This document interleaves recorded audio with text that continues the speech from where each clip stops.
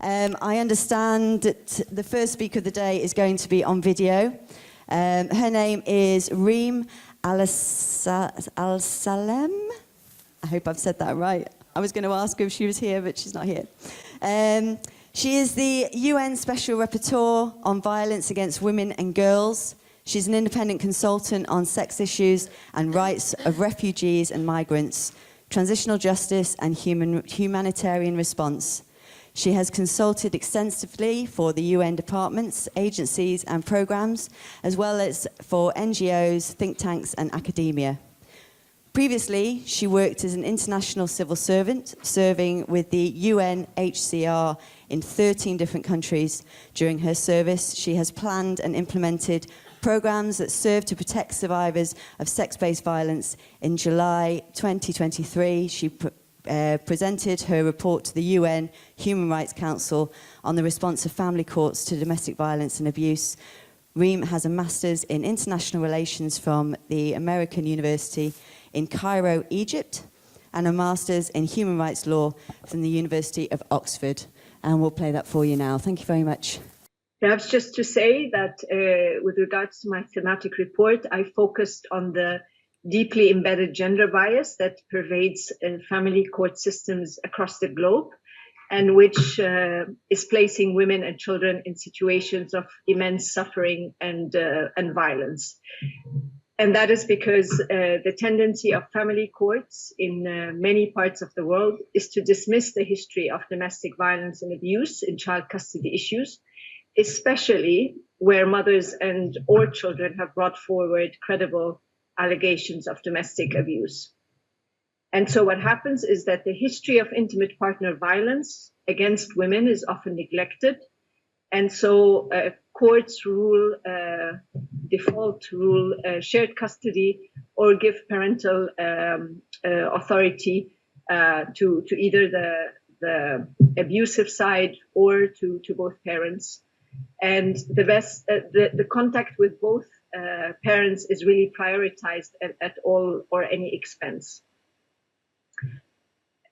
And the report actually also makes quite a lot of recommendations. And I would summarize it by saying that really there is a need to center the needs and testimonies of victims and to adopt a child-centered approach that prioritizes the best interest of the child. And finally, I would say that you will see in the report a lot of reference to this unscientific and unfounded concept of parental alienation, which is usually actually invoked predominantly against mothers. And it's a way of claiming that a parent is deliberately putting pressure on the children not to engage with the other parent. And it's an unfounded theory, and it's usually invoked against the mothers as a way of diverting attention from more serious issues of domestic abuse or domestic violence or coercive control, either against, in this case, the mother or the child. So I will stop here, and I'm happy to receive any questions about the report, but also about my country visits or about also any other issues that I've been working on in the last 2 years since I became mandate holder. Thank you. Thank you very much to Reem there for that first and opening speech. We're going to move on to one of the ladies on our panel. That is Professor Rosemary Hunter KC. She's Professor and Head of Kent Law School at the University of Kent. She was a co-organiser of the Feminist Judgment Project, which rewrote the judgments of the key English law cases from the feminist perspective.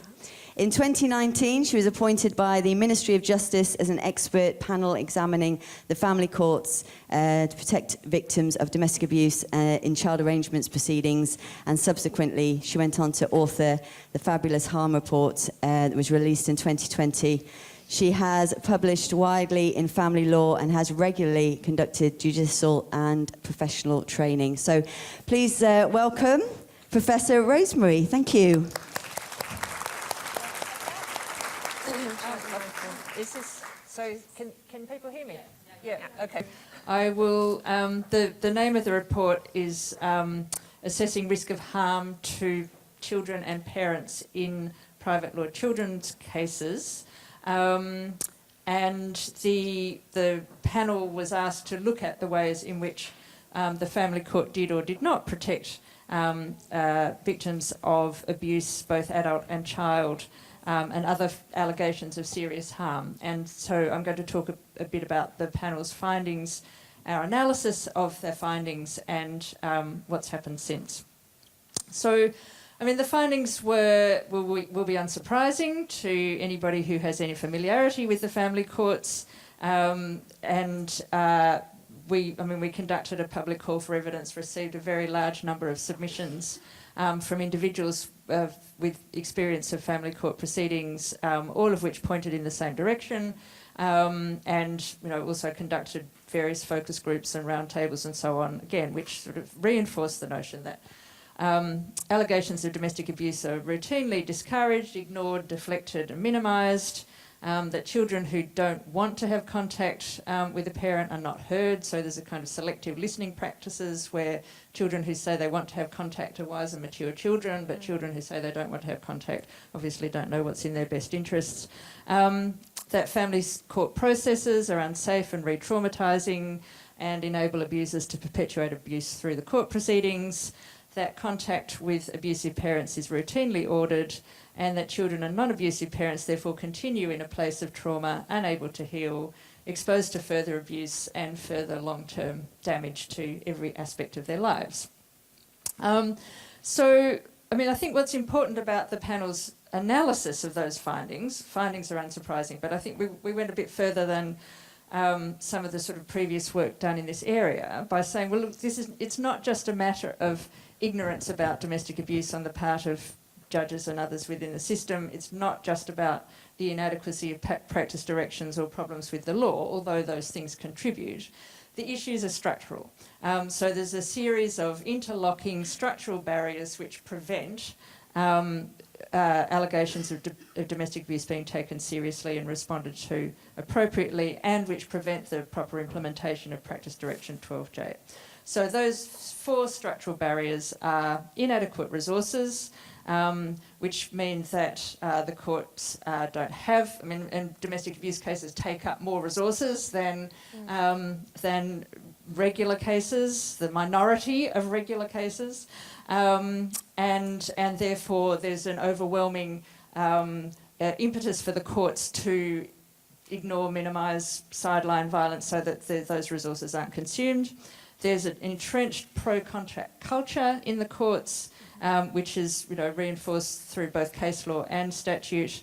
The issue of adversarialism, the fact that the person who is alleging abuse then has to prove that the abuse is concerned, overcome a really high threshold of presumption against abuse and in favour of contact, while also often being a litigant in person and being a survivor of violence themselves. So that the adversarial system is just stacked against the person alleging abuse, and also the way in which the family courts work in silos, so they don't refer to or have consistency with other elements of the domestic abuse ecosystem, as it were, and therefore ignore material and evidence that might be out there that might help to evidence the abuse that they don't want to know about.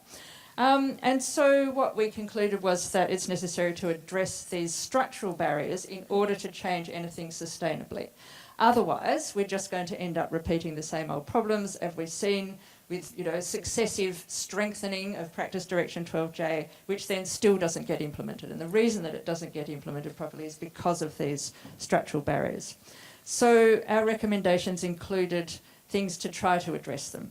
So first of all, the system needs sufficient resources, but those resources need to be used productively rather than necessarily in the direction that they're currently being used. There needs to be a culture of safety and protection from harm. That has to be the dominant culture, and we recommended that there be a statement of practice for the ways in which the courts will take a consistent and ethical approach to cases raising issues of domestic abuse or other risks of harm. We recommended a review of the presumption of parental involvement in the Children Act. We recommended a range of measures to enhance the safety and security of survivors of abuse in court, and making Section 194, which is the provision that enables the barring of repeated abusive applications, much more friendly to domestic abuse cases. We also recommended an entirely different way of handling private law children's cases that is based on an investigative and problem-solving approach rather than an adversarial approach, which starts from an open question: what is going on for this child and their family, and tries to and puts the onus on the court to investigate what's going on, rather than saying, oh, you're trying to say something that we don't want to know about, so you have to meet a very high standard of proof. And so the investigative problem-solving approach will be designed with children and domestic abuse and litigants in person right at the centre of the design, rather than on the margins where they are now. And also we recommended various steps to ensure the integration, coordination, communication, consistency between family courts and other parts of the domestic abuse ecosystem. So criminal law, police, MARACs, domestic abuse services, Family Law Act injunctions, so you're not sort of turning up and getting an injunction in 1 minute and then being told it's irrelevant, or it's great holes being put in it in order to enable contact. References to GPs, schools, people who know the family, who know about what's going on.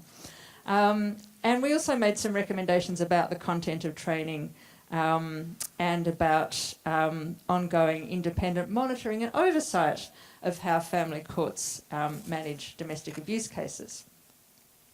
So what's happened since then? That report came out in 2020, so we're now 3 years, more than 3 years down the track. Well, I think we all know that the mainstream court system has not improved.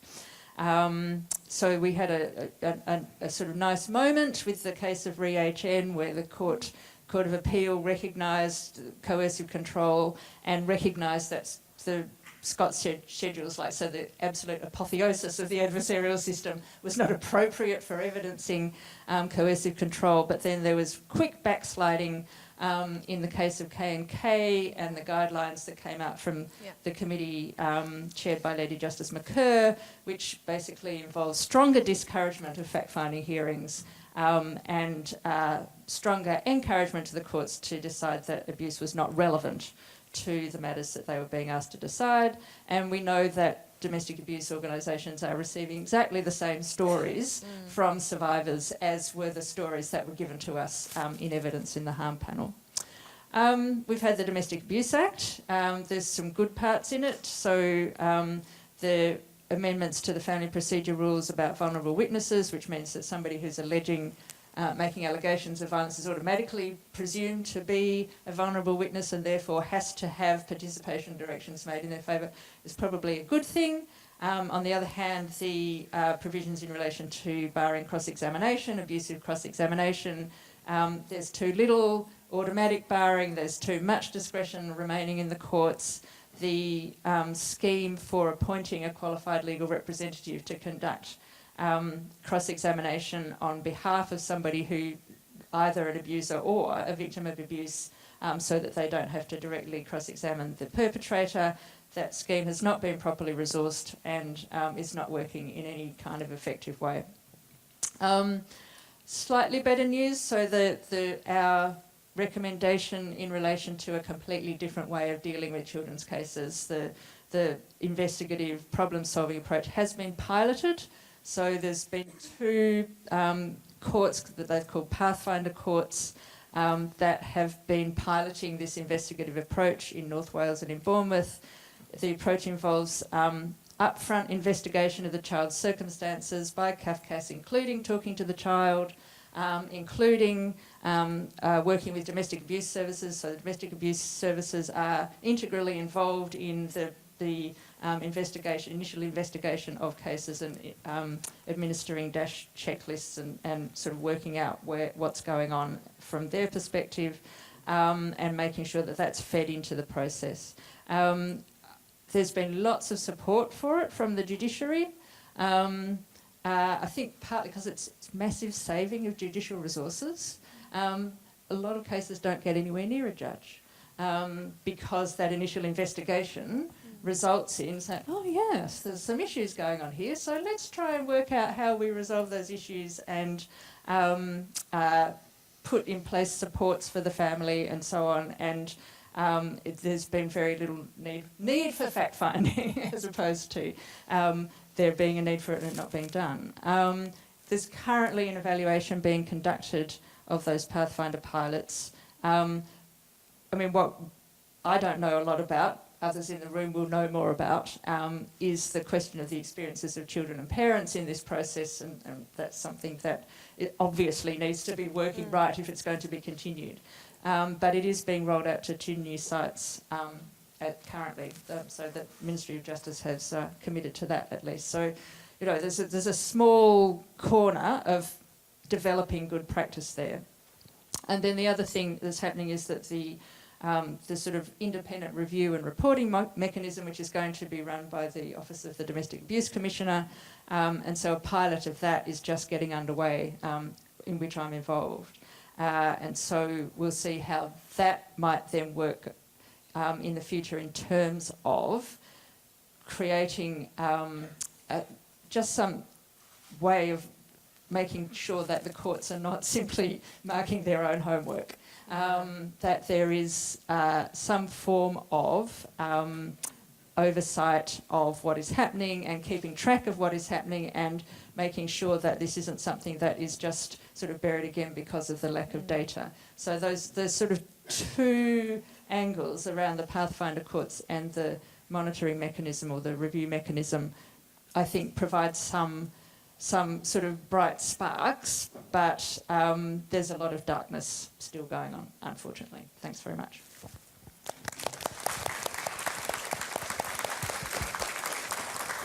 Thank you very much. Thank you. Next up, to my left, we have Dr. Charlotte Proudman. Dr. Proudman is the founder of Right to Equality. She's a barrister, an academic, and a campaigner. Charlotte represents victims of domestic abuse, rape, and coercive control within the court system, and has a large online platform, especially on Twitter, so check her out, where she educates the public on the laws. She was awarded Advocate of the Year for Women and Diversity in Law in 2023 and is recognised as a leading junior barrister by the Legal 500. So please welcome Dr. Charlotte Proudman. Thank you.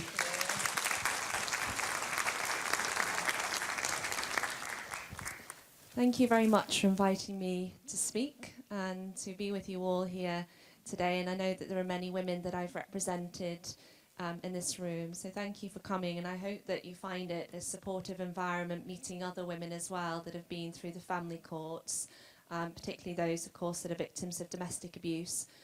I wanted to speak firstly about intersectionality in the family courts. It is, of course, a significant issue. There are very many mothers that are affected by domestic abuse, which find themselves in a system which doesn't recognise the barriers that they're up against.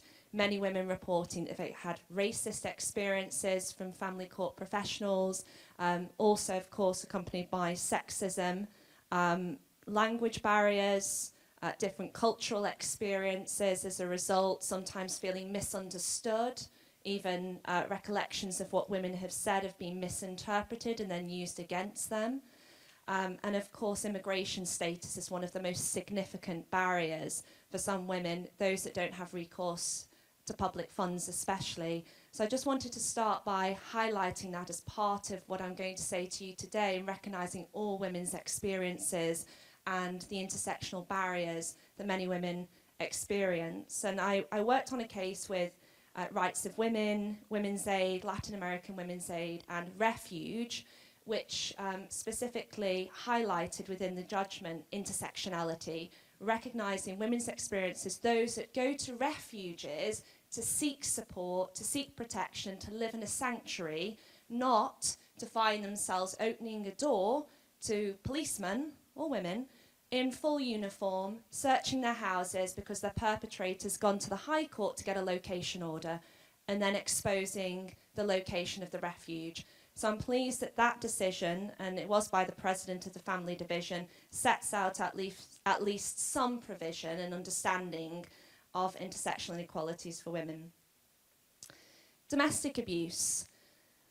Most women here will have suffered domestic abuse and then find themselves re-traumatised, re-victimised by going through the family courts. It has become a playground for perpetrators to continue post-separation coercive and controlling behaviour, where often they feel that the system is designed to support and protect the perpetrators, not them, and of course their children. Their children who are at the heart of all of this, and sadly are forgotten. But what is the purpose of having a fact-find hearing when we know that even in cases where there are findings of some of the most egregious forms of domestic abuse, rape, look at Kate Griffiths, Kate Kniveton now, an MP. Of course she has a significant degree of power that many women here don't have, and I recognise that. She's in a position of privilege. But she herself was not when she was suffering those forms of domestic abuse until that continued post-separation. The perpetrator in that case even threatened suicide, even used suicide as a form of control to coerce her into agreeing to child contact. And even in that case, he still got contact. What was the point? The case of BB, one of the linked H&N cases that Rosemary mentioned earlier, in that case, the judge said, it was His Honour Judge Scarrett, what's the point in having a fact find? There'll be contact come what may. And it was an unvarnished comment, but really, in a way, I thought, well, it shows what so many people in the family justice system really think. And so many women go through the fact finds, and I think to myself, at the end of this, even if you get all of your findings taken at their highest, you're just going through a process where we all know the inevitable. It may start off as supervised contact, and then it will become supported. Then it will move to unsupported, unsupervised. Then it will be overnight. So next thing you know, it will be shared care. And then if you're still resistant to that contact, and if your child is saying, I don't want to go, I'm frightened, you'll be called an alienator. And then the tables are turned, and you're the perpetrator, and you're the one having to justify and excuse your actions because all you want to do is protect your child. So I think we really need to address the purpose of a fact-find hearing. I don't know if you saw a recent case where I represented a mother, and Hannah Summers wrote about it. You may know her, she's a family court journalist and is one of the best, as long, of course, with Louise Tickle and Brian Farmer. And Hannah Summers wrote about this for the Bureau of Investigative Journalism and also for the Observer and Guardian.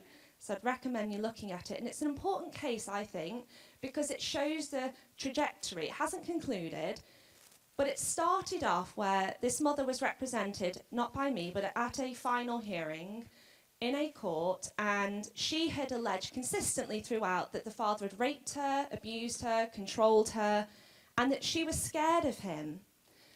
And the child was scared of him as a result of seeing some of these things. And she went to the final hearing, and there was still no fact find. PD 12J, not really considered in any real detail. The Guardian said there was no safeguarding concerns. There was no risk. The father was pushing an alienation agenda, which in some ways was supported by the Guardian. And so what happened was there was a final order for contact. There was no investigation of the allegations of domestic abuse. She had no special measures. So when she was cross-examined, she said that he was smirking at her. You know, we've seen the Johnny Depp and Amber Heard trial where he sat smirking and laughing at Amber Heard throughout the case. Again, that was showed publicly, but we see this happen in the family courts, which is why special measures are so important, but sadly not consistently implemented, as this case showed. And she'd asked for them in advance. And the court had even granted them, but still she found herself at the final hearing without any special measures. She appealed, we went before Mrs. Justice Morgan, and that appeal was allowed. And there were some critical comments made about the Guardian and Kafkas' role. As a result, there was a new Guardian appointed, a fresh approach taken. She then went before a different judge, His Honour Judge Clive Baker. It was in a transparency court, hence why Hannah Summers was there, as was Olive Cray from Rights of Women, and were able to report on this. And there were findings made of rape. And this child could have been, and indeed was, in a supervised setting, taken along to contact with the father, the mother, a rape victim, having to do that, to take her child along to the man who raped her. Now, if that is not state-sanctioned abuse, I genuinely don't know what is. In that case,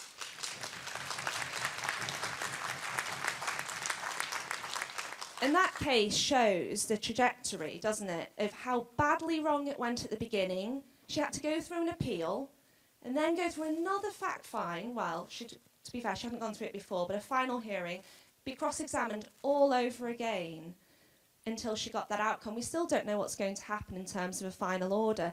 But that is why I'm pushing with Right to Equality and with many other campaigners and politicians and others and survivors to change the law, to introduce a presumption that there should be no contact, certainly no presumption of contact and parental involvement where there are findings of rape and domestic abuse. Why are victims having to pathologise themselves to show that they are traumatised by taking their child along to contact, just so the court will listen and think, actually, maybe contact isn't in the child's best interest and it's going to harm the resident parent? Women are having to go through psychological assessments to show the harm it's going to have on them. It should be obvious. They shouldn't have to rebut that presumption. I think it's a breach of Article 8 and Article 14. The next point I want to make is in respect of false allegations. This, I think, is coupled with, obviously, all domestic abuse cases, but parental alienation as well. So what's happening now in the vast majority, if not, I would say almost all of domestic abuse cases, fact-find hearings especially, is what you do, you get a schedule of cross-allegations from the perpetrator. And in that schedule, it lists, it's a mirror schedule, everything you've alleged will be flipped on its head and it'll be said it's false. And not only is it false, then the conclusion is it's alienation.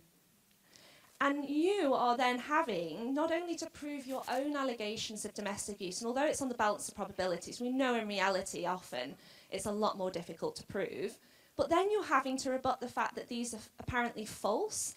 And I think that there is an approach, unfortunately, where it's not necessarily a finding that this either is not a fact because you haven't been able to establish it on the balance of probabilities. The approach is to find it's false because it couldn't be proved. And this is becoming a real issue in the family courts. Parental alienation, and I've only got a few minutes, sorry. Parental alienation and experts, because I think they go hand in hand. So as I say, in the vast majority of domestic abuse cases, there'll be parental alienation claims. You know, I'm afraid it's something that now we have to live with in the family courts, and it's something that I think all, or if not the vast majority of family court professionals have bought into, as have judges. And you know that if you're in a particular court in front of a particular individual with particular family court professionals, the likelihood is you're going to end up in a worse position than when you walked into the family court. And you have to think, do I continue with these allegations?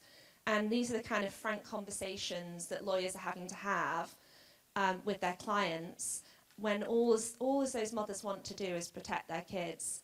But actually, sometimes it's a lesser evil to promote that contact with your abuser and perpetrator than it is to try and protect them, because you could end up losing residence altogether and having no contact whatsoever, or very limited in a supervised contact session, which couldn't even be any more controlled, could it, when every single thing you say is written down and then used against you.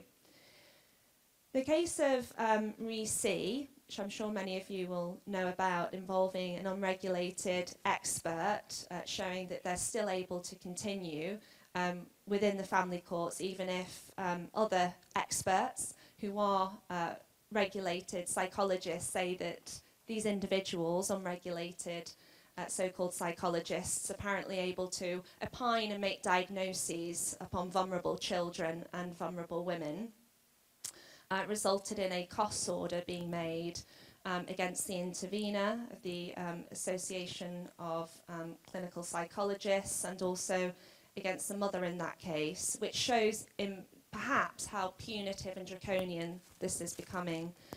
And the case of GB, thank you, the case of GB was an important one because it recognised that when parental alienation is alleged, it's not a psychological condition. And that's important because I think what it says is professionals, these experts who we know sometimes are going to take a particular approach, and we know who some of them are, they're not there to make a psychological diagnosis of parental alienation. They can't. It's not recognised in the DSM. It's not recognised by NICE. It's not recognised by the World Health Organization. It's pseudoscience.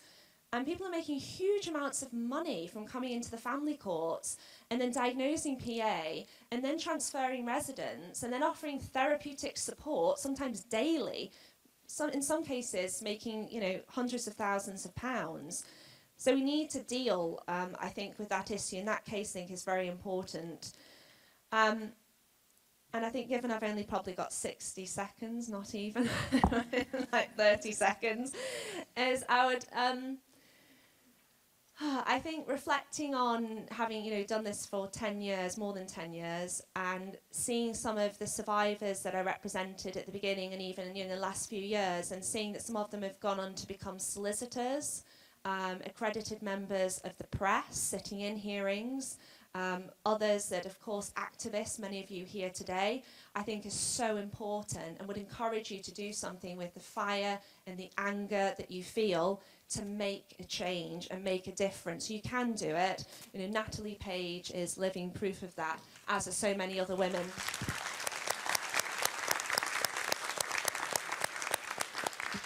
Thank you. Thank you very much. Thank you, Charlotte. Yeah, we have run over slightly, but we are taking a break straight after the next speaker, and the next speaker is on video. I do appreciate that there are members of the audience that want to desperately ask questions and things, but they will be around during the break, so do feel free to approach anybody who has talked today. If you have any questions. I'll just quickly run through our final keynote speakers. So we have Danielle Pollock, who's going to be on the screen behind us. She's the policy manager at the National Family Violence Law Center at George Washington University.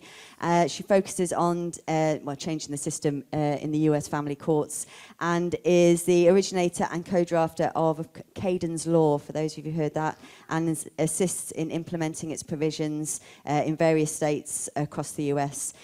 Together with US and UK colleagues, she co-developed the framework Child and Mother Sabotage, so it's CAMS, to describe a common yet frequently misunderstood tactic by abusers in the family courts. If you want to play that. Hello, thank you for having me today, and thank you to the organizers, Survivor Family Network, University College London, and Brunel University London.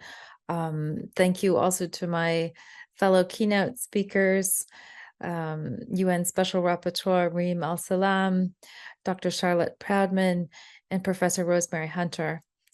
My name is Danielle Pollock. I am the policy manager at the National Family Violence Law Center at GW Law in Washington, D.C. And I'm going to be talking to you today a little bit about some of the key policy reforms that we have been advancing in the United States, and that seek to address some of the systemic and profound problems in private custody litigation in our family courts, which are resulting in children preventably being court-ordered to an abusive parent when there is a perfectly fit and safe and available other parent. So with that, I'm going to share my screen, if you bear with me for just a moment, and I'll get my slides up for you.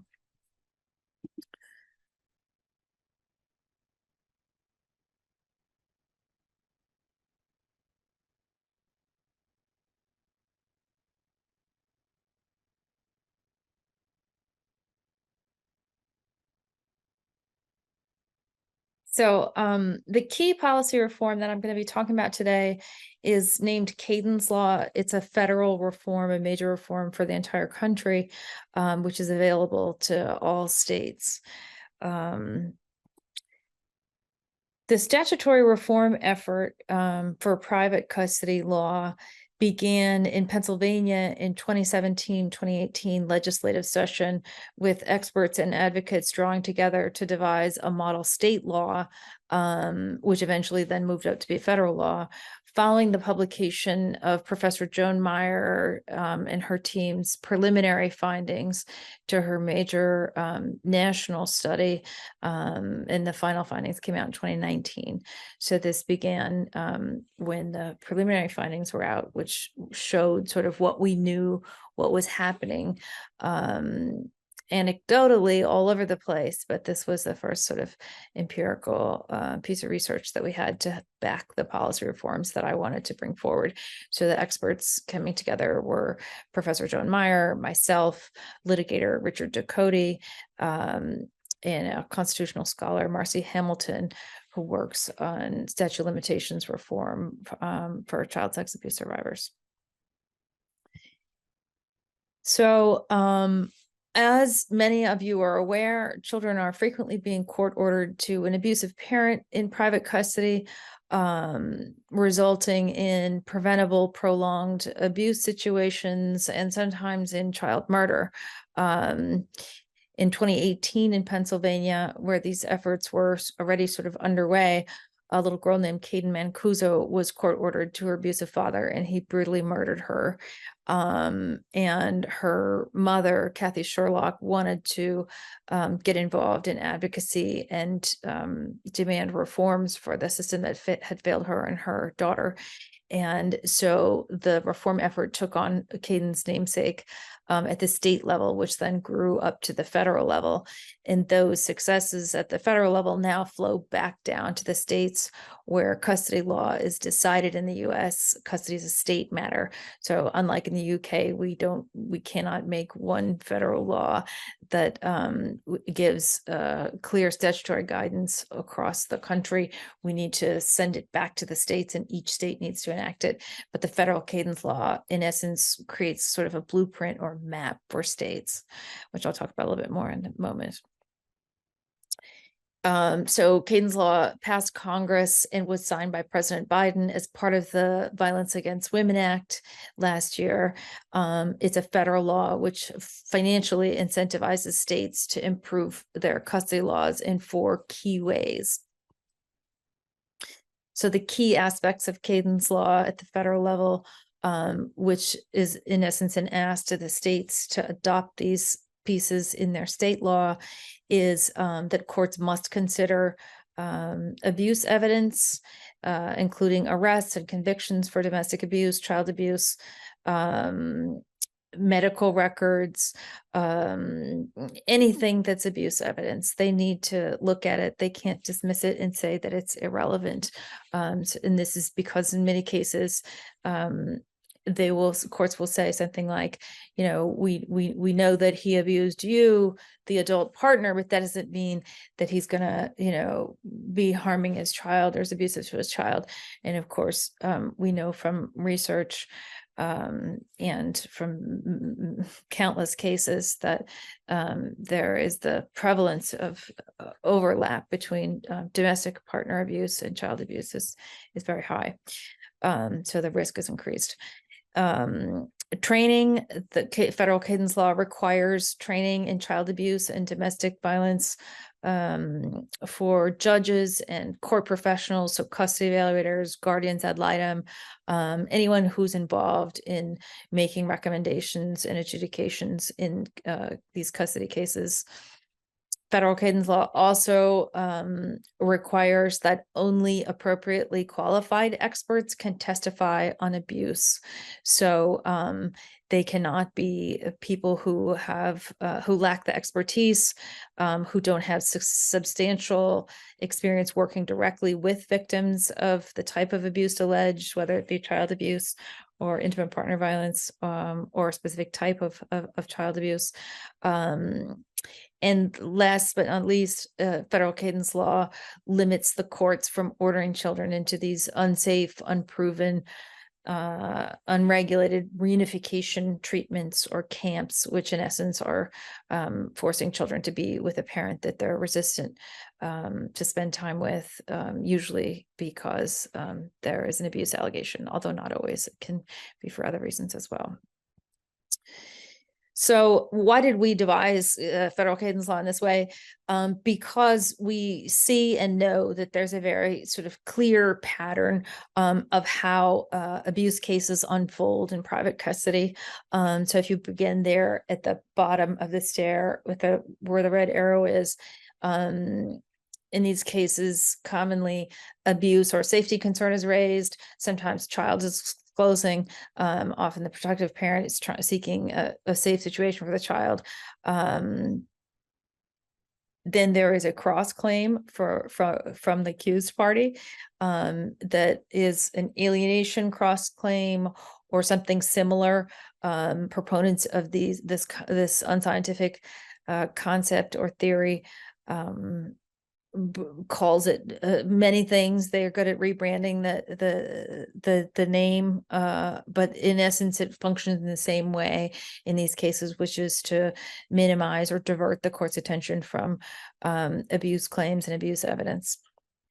And then there is expert testimony or court professionals' recommendations. Many times these folks are not appropriately qualified to be experts. Then frequently there's a recommendation and a court order for some kind of reuniting the child with the party who's been accused of abuse or, has safety concerns about them. So these reunification treatments or camps are ordered commonly. And then many times the therapist or the person who's tasked with observing or facilitating this reunification, who frequently is adherent to some of these concepts that are not scientifically supported, will come back and tell the court that everything is fine and the bond that was broken because of the alienation has been repaired, and really that parent who was accused of abuse was actually the better parent, and the courts frequently then adopt that position and make a custody switch to the parent who was accused of abusing at the outset. So that is why we have devised cadence law to sort of tackle and mitigate some of these harms and hopefully repair some of these systemic harms that are happening in this sort of sequence throughout these types of custody cases. Just a quick word about training. Very important that all the court personnel are trained appropriately and also by actual abuse experts, and that it's a comprehensive training. It's not just an hour or something. So federal cadence law requires that it's 20 hours of training upfront and then 15 hours over a period of 5 years subsequently. And it's for all the court professionals. And this is really important. It flows through all the pieces or all the sort of stages of the case, but it's especially important for those first kind of two parts where abuse is alleged and there's a cross claim, so that courts can better identify what's actually coming before them and not be misled. The U.S. states that are leading enactment of the federal cadence law provisions are the following. Colorado was the first to do it. They have all of the pieces of the federal cadence law, except for the requirement for the judicial training, which they're working on, and hopefully they'll get done soon. But they're the farthest ahead as far as getting the whole thing completed. Maryland passed the judicial training requirement portion, which is very difficult to get through because there's a lot of resistance from judges. And there's also some separation of powers concerns, particularly in certain states, though they were able to do it in Maryland. California just recently passed what's called, they're calling it Peaky's Law there. It's named after a little boy who was also murdered by his dad during court-ordered parenting time. And the California law, the main thing that it does is the restriction on reunification camps that are unsafe and unregulated. And they still need to get the expert part done in California, and also the rest of the training portions of the federal cadence law in order to qualify for the federal funding.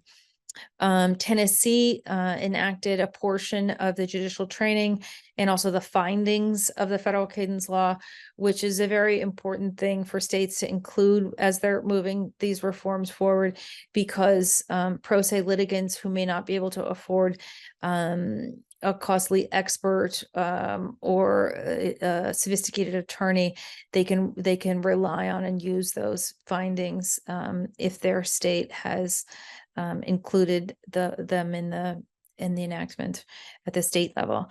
So I hope that sort of gives you a very quick overview of what's happening in the US. And thank you so much for having me today. It's really an honor. And please feel free to reach out to me with questions or anything about you'd like to learn more about this. My name again is Danielle Pollock, and my email is there, and you can find me at the National Family Violence Law Center. Thanks again. Bye-bye.